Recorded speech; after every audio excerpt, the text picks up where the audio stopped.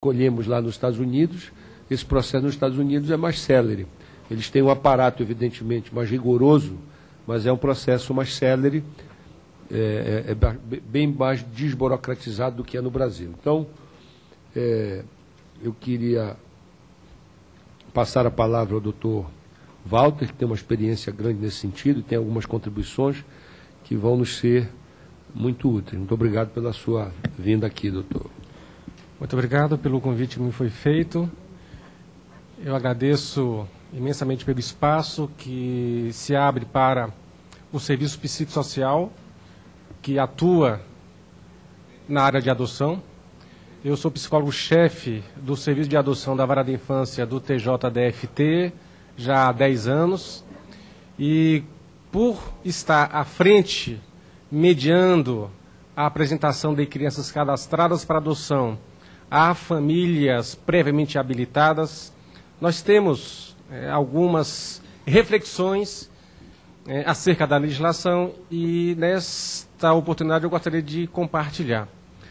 Primeiramente, uma crítica construtiva à Lei de 2010, homologada em 2009, intitulada Nova Lei da Adoção. Entretanto, para quem milita nessa área, essa legislação é interpretada mais como uma lei que visa priorizar a convivência da criança com a família biológica. E, interessante, é uma expressão comumente reiterada na Lei 2010, que é a do Estado envidar todos os esforços possíveis no sentido de garantir a convivência da criança com a sua família biológica. E no nosso entendimento, há um excesso de ênfase à importância da criança conviver com a sua família biológica. Muitas vezes, uma família que, ao invés de protegê-la, está a violar reiteradamente os seus direitos, expondo-a a toda sorte de riscos, de vulnerabilidades.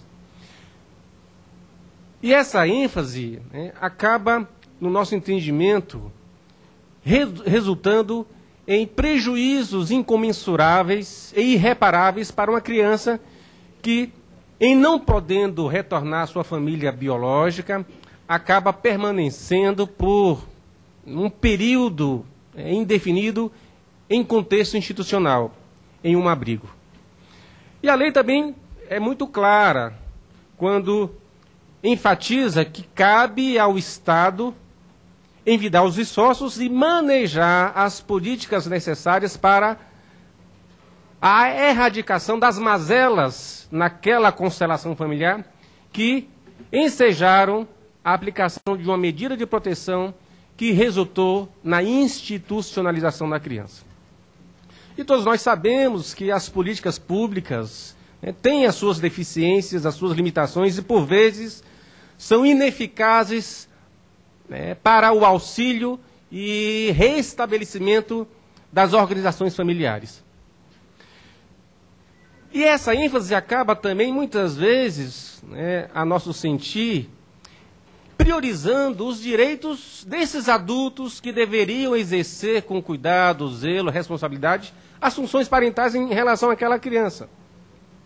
Então, enquanto os adultos estão sendo, em tese, trabalhados na sua recuperação, no seu reordenamento de vida, essas crianças estão privadas do convívio familiar e perdendo as oportunidades de, eventualmente, ser inseridas em famílias socioafetivas habilitadas pelo sistema de justiça. Um processo de destituição do poder familiar que, segundo a Lei 2010, deveria ter seu início, a sua deflagração, tramitar e ser finalizado com o julgamento de mérito em 120 dias, na realidade forense hoje, esse prazo dificilmente é observado, sobretudo em razão da miríade de recursos que podem ser manuseados pelos genitores. Eu tenho um exemplo muito claro, bastante recente aqui do Distrito Federal. 4 irmãs que foram inseridas em instituição de acolhimento em razão de violação grave dos seus direitos. Crianças expostas a toda sorte de violência física, emocional e sexual. Essas crianças passaram cerca de 1 ano e meio na instituição de acolhimento. O processo de destituição do poder familiar foi deflagrado pelo Ministério Público. Os genitores passaram a se valer de recursos. Em razão do tempo que estava se escoando, o juiz, após ouvir o Ministério Público, determinou liminarmente o cadastramento dessas 4 irmãs. Sabemos que há uma dificuldade de se inserir grupos de irmãos em famílias habilitadas, sobretudo porque a preferência das famílias que se habilitam é em prol do chamado perfil clássico. Criança com menos de 1 ano de idade, saudável, morena clara, branca e sem irmãos. Essa é a chamada preferência nacional.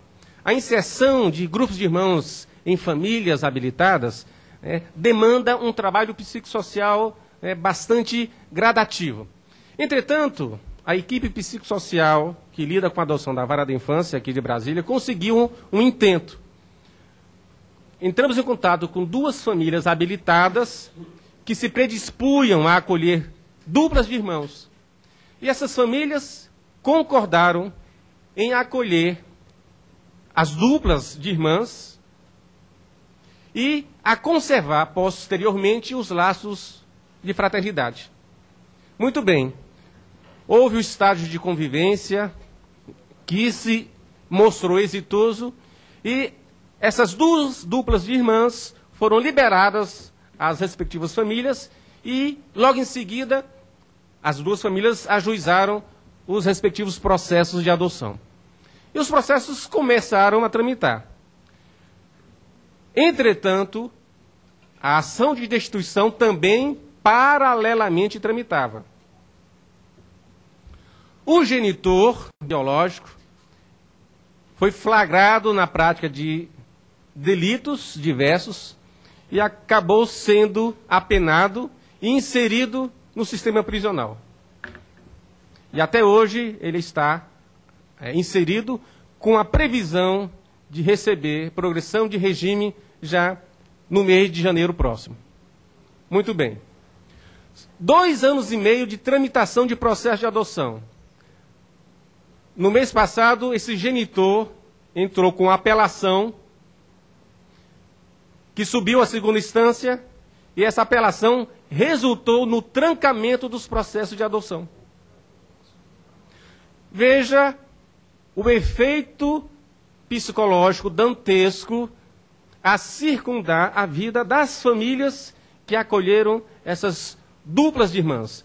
Famílias que se submeteram às regras e procedimentos impostos pela legislação, atenderam a todas as convocações judiciais, participaram do curso obrigatório de preparação psicossocial e jurídica para adoção, aguardaram pacientemente o momento de convocação por parte do Poder Judiciário, até o momento em que conheceram essas crianças e a acolheram de forma incondicional.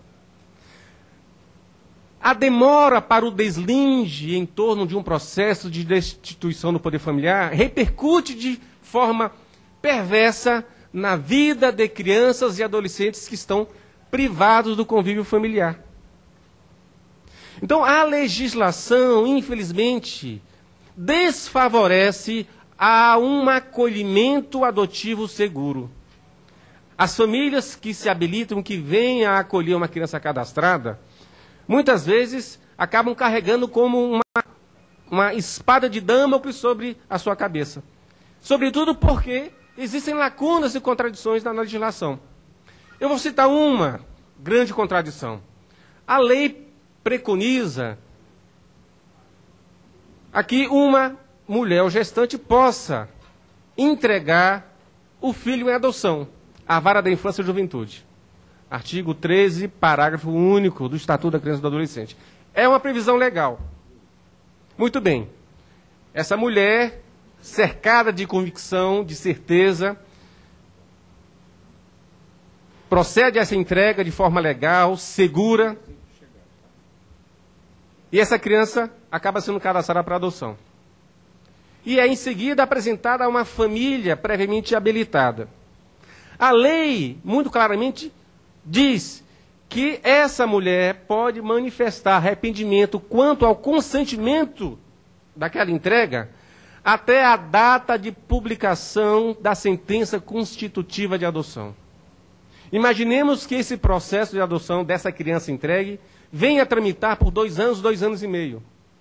Nesse período, essa mulher pode vir a se retratar e a requerer em guarda o retorno dessa criança. Evidentemente que o magistrado há de considerar o que é benefício superior para essa criança. Evidentemente que há que se considerar a qualidade dos vínculos de afetividade e parentalidade estabelecidos entre essa criança e a família que a acolheu. Entretanto, o manejo por parte de uma genitora de recursos judiciais, no sentido de reaver essa criança, né, já causa, né, um transtorno no ambiente jurídico incomensurável. Então, a ambiência judicial para a adoção de crianças, hoje, no Brasil, é uma ambiência que gera insegurança. Eu vou também citar uma outra dificuldade. Uma família que resolve adotar uma criança, ela é orientada acerca dos procedimentos, das regras que devem ser observadas. E procuramos sempre evitar a subversão dessas regras. E no nosso entendimento é a subversão dessas regras, a inversão de procedimentos que acabam resultando em situações que aqui hoje foram expostas. E há famílias que não aceitam as regras estabelecidas pela legislação, não concordam com a obrigação de terem que se submeter a um curso de preparação para a adoção e acabam optando pelos caminhos fáceis. E hoje há uma prática, que é do conhecimento de muitos, que vem homologando a quebra desses princípios, dessas normativas, a burla, aquilo que está preconizado pelo Estatuto. Famílias que querem acolher recém-nascidos têm procurado o refúgio das chamadas guardas consensuais, junto às varas de família. E guardas consensuais que estão sendo homologadas, sobretudo em comarcas do interior, sem qualquer aferição maior, do ponto de vista psicossocial, acerca do perfil dessas famílias. Quem são essas famílias? E por que são famílias que querem uma guarda consensual sempre envolvendo recém-nascidos? E veja, a própria lei favorece, estabelecendo algumas excepcionalidades à não habilitação prévia para poder acolher uma criança em adoção, que é ser detentor de uma guarda judicial de uma criança maior de 3 anos. Então, uma pessoa muito bem orientada pode procurar uma comarca, entrar em tratativas com alguma genitora ou gestante que não queira assumir os cuidados parentais em relação ao filho, muitas vezes num contexto obscuro, oferecendo algum tipo de benefício, e com o consentimento da genitora ou do genitor, é possível obter sucesso no ajuizamento de uma ação de guarda. A guarda sendo concedida, essa família aguardará a criança completar os 3 anos para, de pronto, ajuizar a ação de adoção. Então, a legislação acaba como que incentivando a procura desses atalhos. E nós sabemos também que, à medida que avançamos para o interior, esses procedimentos não são observados. Eu vou dar um exemplo.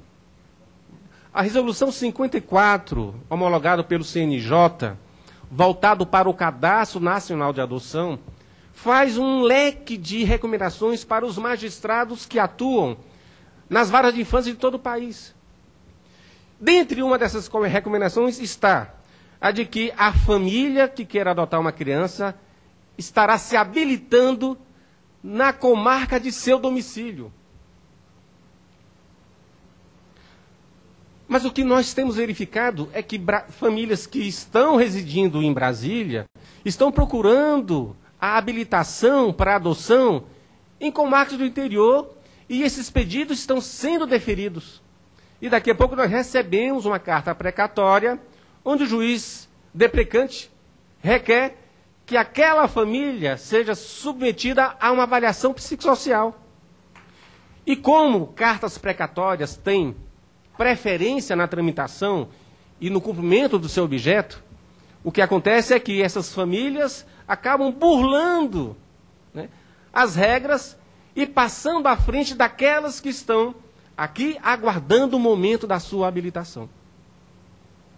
Então, o que, no nosso entendimento, falta é uma homogeneização do fiel cumprimento às recomendações muito claras, pedagógicas, que foram baixadas pelo CNJ. Sabemos também que no interior é muito comum, né, o chamado juiz clínico. É aquele juiz que cumula feitos. Ele é juiz de vara criminal, ele é juiz de vara civil, ele é juiz que atua em casos de delitos militares. E muitas vezes esse juiz não tem, né, a devida formação, a devida capacitação para o manuseio do cadastro local e nacional de adoção. E mais, o CNA é muito claro, o Cadastro Nacional de Adoção, uma criança só pode ser cadastrada após a conclusão do seu processo de destituição do poder familiar. Eu só posso inserir uma criança no Cadastro Nacional se automaticamente, né, estiver também informando a conclusão, a finalização, o trânsito em julgado do poder, do processo de destituição do poder familiar dos seus genitores biológicos. Nós sabemos que há muitas adoções que ocorrem sem que esse procedimento seja observado. E mais, se eu tiver também, deputado, que aguardar a tramitação regular desse processo, com todos os incidentes recursais possíveis, essa criança recém-nascida poderá ser cadastrada quando tiver 5 anos ou alcançar a adolescência. É o que nós temos hoje aqui no Distrito Federal. São 120 crianças e adolescentes disponibilizados, sendo que 90 são adolescentes. Adolescentes que foram inseridos no contexto de acolhimento institucional há 10, 11, 12 anos atrás. Depois de muito tempo de tentativa de reintegração familiar, é que o Ministério Público ajuizou a ação de destituição do poder familiar. E mesmo na tramitação desse processo, é possível essa família estar exigindo que o Estado esteja a patrocinar a sua reorganização. E aí, nos deparamos com um grande dilema. Favorecer a família biológica ou a família socioafetiva? A família biológica tem um valor a mais, a importância dela é superlativamente superior àquela família socioafetiva. Uma criança precisa mais de uma família de sangue ou de uma família de afeto? Essa é a grande questão. E mais, a paternidade e a maternidade, no seu exercício pleno, não são determinados pela genética, pela biologia. O ser pai ou ser mãe, né, são frutos de uma construção no dia a dia. Os estudos da sociologia, da antropologia, da psicologia corroboram essa tese, né, de que uma coisa é ser genitor, é gerar, outra é ser pai. Uma criança precisa não tanto de um genitor, precisa de um pai. Se você entrevista essas crianças que estão privadas do convívio familiar e que sonham diuturnamente com a família, essas crianças vão dizer, eu quero aquele pai que me gerou, aquela mãe que me gerou. Essas crianças querem uma família afetiva, que a acolha incondicionalmente, que reforce a sua autoestima, que supra integralmente as suas necessidades, tanto materiais como morais e psicológicas. O processo de destituição do poder familiar, como hoje está posto na lei, no que diz respeito à sua tramitação, resulta em grave ameaça à integridade de crianças e adolescentes. Evidentemente que eu não estou aqui a defender a abolição desse princípio do contraditório, da ampla defesa, mas que nós temos que estabelecer um parâmetro de celeridade para homenagear o superior interesse das crianças e dos adolescentes, que ainda continuam naquele patamar de invisibilidade social. Crianças e adolescentes que são vitimadas pela ruptura de vínculos em relação à sua família biológica, mas que ainda, em razão de uma indefinição jurídica, não podem ser acolhidas por famílias previamente habilitadas. Então é necessário que haja uma observância mais delicada em relação ao superior interesse da criança, ao primado do interesse dessa criança e da importância dela ser urgentemente retirada do contexto institucional, não personalizado, e ser apresentada a uma família socioafetiva. São algumas reflexões que eu gostaria de trazer e me colocar à disposição para maiores esclarecimentos. Muito obrigado. Muitíssimo obrigado, doutor Walter. Eu queria aliás, nós temos refletido muito sobre isso aqui na CPI. É realmente um dilema e nós temos nos confrontado com esse dilema. E é uma questão complexa, polêmica.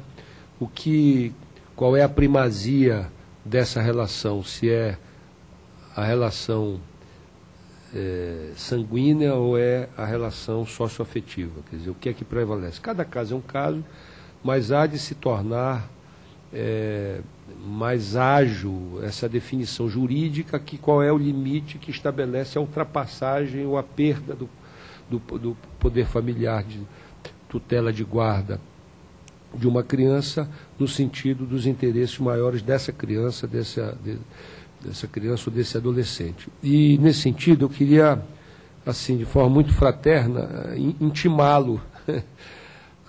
Se o senhor tiver o senhor está lidando com isso há mais tempo, tem reflexões extremamente pertinentes nesse sentido, eu me associo a essa vertente de que o mais importante é quem cuida, quem estabelece essa relação socioafetiva, não que a gente possa desvincular a relação biológica de qualquer jeito, como nós vimos no caso aqui estabelecido em Monte Santo. Essas crianças foram sequestradas da sua família, supostamente por uma alegação de pobreza, de uma vulnerabilidade, e que ultrapassou todos os parâmetros legais estabelecidos na normativa brasileira para isso. Quer dizer, a lei diz como é que se procede, mas eu sou daqueles que... E os dados são assustadores, O Instituto Brasileiro de Adoção da Família nos revela, nós temos 29.300 famílias procurando crianças para adotar, quase 30 mil. Nós temos 5.500 crianças aptas para adoção no Brasil e 45 mil crianças à espera de um processo de adoção nos abrigos. Quer dizer, os números são alarmantes nesse sentido, Quer dizer, o sistema, esses números, essas estatísticas revelam a falência do modus operandi disso hoje no Brasil. Claro, tem quase 30 mil querendo adotar crianças, 5 mil para serem adotadas e não conseguem, tem dificuldades, e 45 mil à espera nos abrigos para serem supridas por um processo de adoção. Então, alguma coisa está errada nessa coisa aí. Nós precisamos, pelo menos, melhorar esses encontros de intenções, e eu creio que boa parte, ou grande parte, quase a totalidade deles, são pessoas de boa fé que estão querendo realmente construir laços socioafetivos no núcleo familiar. Portanto, eu peço a sua compreensão no sentido de que, se o senhor tiver alguma sugestão objetiva no sentido da mudança da legislação que possa ser incorporada no nosso relatório, o nosso relatório já está, o seu escopo basicamente definido, um ajuste aqui e acolá que foi fruto da última audiência que nós fizemos. E, portanto, nós temos pressa nisso, porque queremos entregar ainda este ano ao presidente da Casa, aos líderes partidários, como projeto de lei, não é isso? Essa é a intenção nossa, não é isso, deputado Luiz Couto? Então, se o senhor, com os seus pares, aqueles que lidam com essa dificuldade, com essa interdição, se tiverem sugestões objetivas no sentido da mudança da legislação, da lei de 2010, da lei das adoções, no sentido de proporcionar essas facilidades, nós ficaríamos muito gratos se o senhor puder nos contribuir conosco nesse sentido, tá certo? Eu não sei se algum dos senhores deputados querem fazer alguma indagação, alguma pergunta ao doutor Walter. Deputado Couto? Então, eu lhe agradeço muitíssimo, nós agradecemos muitíssimo a sua contribuição, e fica esta intimação a Vossa Excelência, tá certo? Para nos ajudar a refletir e melhorar a nossa legislação nesse sentido. Muito obrigado.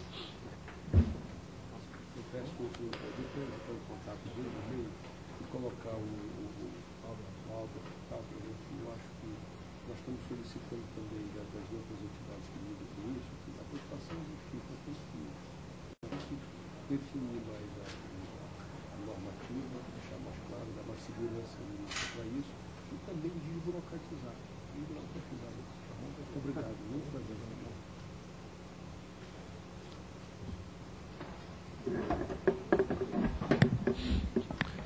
Bom, finalmente nós vamos ouvir a senhora Magda Silvana Guedes Queiroz, para fazer os seus esclarecimentos aqui. E é a última, nós já, dado o adiantado da hora, nós pedimos o máximo de síntese, brevidade nos nossos depoimentos. Muito obrigado pela sua presença. Desculpe aí pela demora, mas o pessoal está reclamando de frio aqui, eu não sei. A Elaine está quase para virar um pinguim. De vez em quando ela sai e volta com um cachecol, uma coisa, um boné, de frio. E não sei se é possível administrar esse problema aí, Manel. É para diminuir o frio, não é para aumentar o coisa. Tá?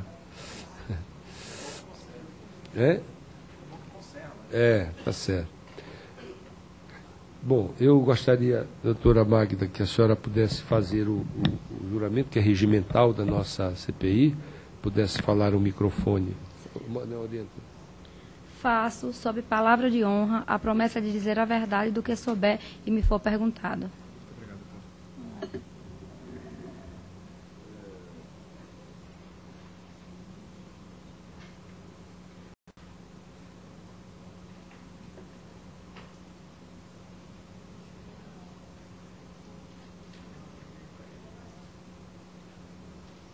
Bom, nós estamos aqui, senhora Magda, tratando do processo